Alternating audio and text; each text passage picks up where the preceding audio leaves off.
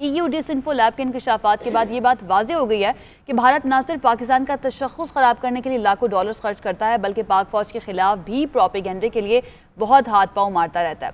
बदकिस्मती से कुछ अनासिर दुश्मन के हाथों में खिलौना भी बन जाते हैं और पाक फ़ौज के ख़िलाफ़ प्रोपेगेंडे की बाकायदा मुहिम जो है वो भी हम सोशल मीडिया पर देखते हैं कि शुरू हो जाती है। झूठ और फेक न्यूज़ के इस सैलाब ने कुछ सियासतदानों को भी अपनी लपेट में ले लिया है और वो दुश्मन का बयानिया जो हैं वो बोलने लगे हैं।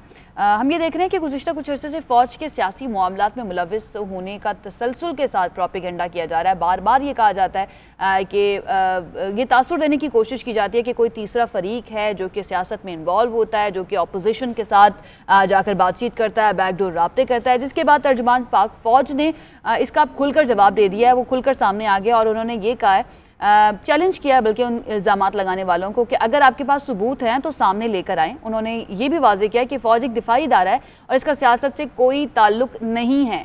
मुल्क की सियासी सूरत हाल और खुसूसन DG ISPR साहब की जानिब से जो बयान सामने आया है, इसके ऊपर कुछ तबसरा और कुछ तज्जिया जो है वो भी हासिल कर लेते हैं। सीनियर तज्जियाकार और एंकर पर्सन आरिफ हमीद भट्टी साहब हमारे साथ लाइन पर मौजूद हैं।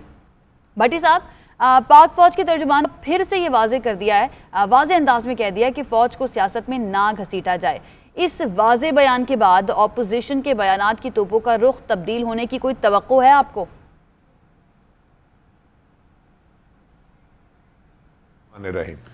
देखें, DG ISPR पहले भी कह चुके हैं कि फ़ौज का ना सियासत से कोई वास्ता है ना लिंक है।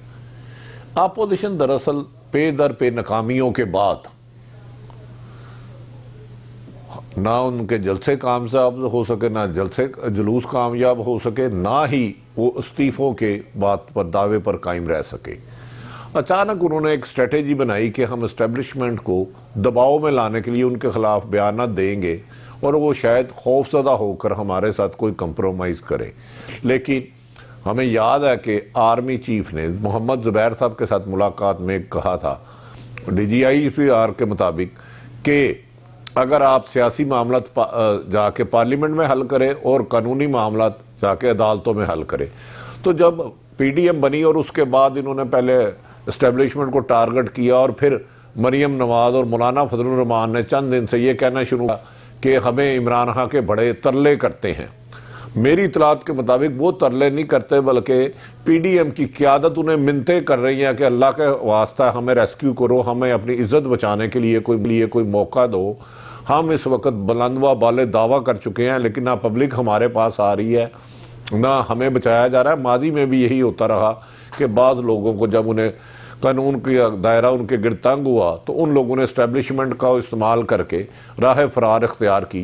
तो मेरा ख्याल है इस दफ़ा इस्टेब्लिशमेंट न्यूट्रल रहना चाह रही है, लेकिन ये इल्ज़ामात की तरह उन्हें थोड़ा सा डिफेंसिव करने के लिए एक स्ट्रेटेजी बनाई थी जो DG ISPR मेजर जनरल ने उसको नाकाम कर दिया। लेकिन भट्टी साहब, ऑपोजिशन के बयानात तो एक तरफ है, हुकूमती कैंप्स जो है वहाँ से भी इस तरह की बातें होती रहती हैं और शेख रशीद साहब इसमें सरे फहरिस्त हैं और कुछ रोज़ पहले आपको याद होगा कि उन्होंने आसिफ जरदारी की डील का बयान दिया था।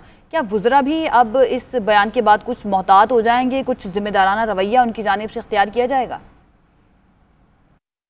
चीज़ सब नहीं, वज़ीर आज़म साहब भी दर्जनों मरतबा कह चुके हैं मेरे से NRO मांगा जा रहा है, मेरे से NRO दर्जनों नहीं शायद सैकड़ों दफ़ा भी कम होगा, लेकिन आज तक उन्होंने NRO मांगने वाले का नाम नहीं बताया। तो मेरी अपनी ख्याल है वज़ीर आज़म को अपोजिशन मानती नहीं वज़ीर आज़म। अगर कहीं बैकडोर राब्ते हुए होंगे जो कि अब DG ISPR के मुताबिक तो नहीं हुए तो इस्टेब्लिशमेंट से ही हुए होंगे, लेकिन इसमें बहुत सारा वुज़रा का भी हाथ है और हुकूमत का भी हाथ है। हुकूमत खुद अक्सर कहती है हम और इस्टेब्लिशमेंट एक पेज पे नहीं भाई, आपका उनके साथ एक पेज में होने का जवाब ही कोई नहीं है। आपने हुकूमत करनी है, वो सरहदों के मुहाफिज है, वहाँ उन्होंने गैर मुल्की ताकत पाकिस्तान की दुश्मन ताकतों के साथ जंग लड़नी है और बैरूनी और अंदरूनी साजिशों से पाकिस्तान को बचाना है।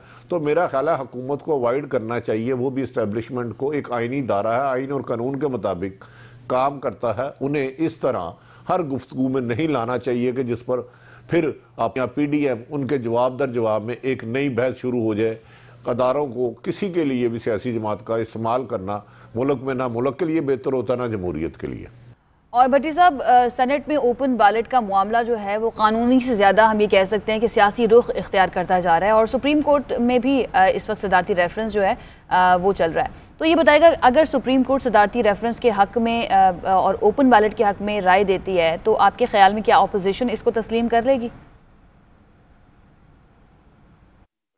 नंबर एक तो जो आइन और कानून में है कि सेनेट के इंतहा खुफिया बैलेटिंग से होगा, मेरा नहीं ख्याल कि हुकूमत को इसके लिए पहले अदालत में खुद गए सुप्रीम कोर्ट, जब फैसला नहीं आया तो एक आर्डीनेंस से उन्हें इसको नहीं लाना चाहिए था। अगर लाना था, यकीनन कि ये अच्छा इक़दाम है, इससे करप्शन के फ़रोग में कमी आएगी। ये भी सच है कि सेनेट इलेक्शन में करोड़ों रुपए चलाए जाते हैं, रिश्वत दी जाती है और नजायज़ पैसों से सेनेटर बन जाते हैं। लेकिन बेहतर यह होता कि हुकूमत अगर सुप्रीम कोर्ट गई थी उससे जाने से पहले अपोजिशन के साथ बैठते और कुछ तजावीज़ उनकी लेते, कुछ अपनी देते और इसको करप्शन की दलदल को रोकने के लिए कोई अमली इक़दाम करते। लेकिन बदकिस्मती ये है कि अपोजिशन इमरान खान को वज़ीर आज़म मानने पे ही नहीं राज़ी, मैंने वज़ीर आज़म ही नहीं मानते, और वज़ीर आज़म अक्सर अपनी गुफ्तगू में इन्हें डाकू और चोर कहते हैं। इसलिए दोनों हुकूमत और अपोजिशन में मज़ाकरात के दरवाजे बंद हो चुके हैं। अब इसीलिए ज़्यादातर मीडिया पे आके एक दूसरे के खिलाफ गंद उछाला जा रहा है। तो मेरा ख्याल है, अगर मेरी ये अपनी राय है, यकीनन सुप्रीम कोर्ट आइन और कानून के मुताबिक फैसला करती है। सुप्रीम कोर्ट ओपन बैलेटिंग की शायद शो ऑफ हैंड की इजाज़त ना दे, वो असम्बली को ही रेफर करेंगे। ताहम अपोजिशन का तो काम होता है हमेशा इशू बनाना, लेकिन बदकिस्मती ये हुकूमत है इशू डिफ्यूज़ करने की बजाय इशू बनाने में ये अपोजिशन की हेल्प करती है, और जिसकी वजह से अपोजिशन आके चीहो पुकार करती है। गो के एक अच्छा इकदाम था तो काश ये शो ऑफ हैंड से होता, ताकि करप्शन का एक दरवाज़ा दलदल तो बंद होता जो असम्बलियों में चलता है। लेकिन अब आने वाला वक्त में देखना है कि इसका सुप्रीम कोर्ट हतमी फैसला करेगी। किसी भी आइन और कानून की तशरीह करना सिर्फ और सिर्फ सुप्रीम कोर्ट का अख्तियार है। बहुत शुक्रिया। आरिफ हमीद भट्टी साहब हमारे साथ मौजूद थे, और वो ये कह रहे हैं कि गो के एक अच्छा इकदाम हो जाता अगर शो ऑफ हैंड के ज़रिए ही सेनेट में वोटिंग होती, लेकिन इस मामले को इतना ज़्यादा पोलिटिसाइज़ कर दिया गया है, इतना सियासी बना दिया गया है कि अब लगता है कि जो इसको ठीक करना भी चाहता है शायद उसकी नीयत भी ठीक नहीं है। तो इसलिए हमें इसको देखना बहुत ज़्यादा ज़रूरी है, और अपोजिशन और हुकूमत दोनों के दरमियान डेडलॉक बरकरार है। तो जब डेडलॉक होगा तो फिर कानून साजी किस तरह से होगी, और कानून साजी अगर नहीं होगी तो फिर इस पार्लियामेंट का क्या फ़ायदा, क्योंकि पार्लियामेंट ये ऐवान जो है वो हैं ही कानून साजी के लिए।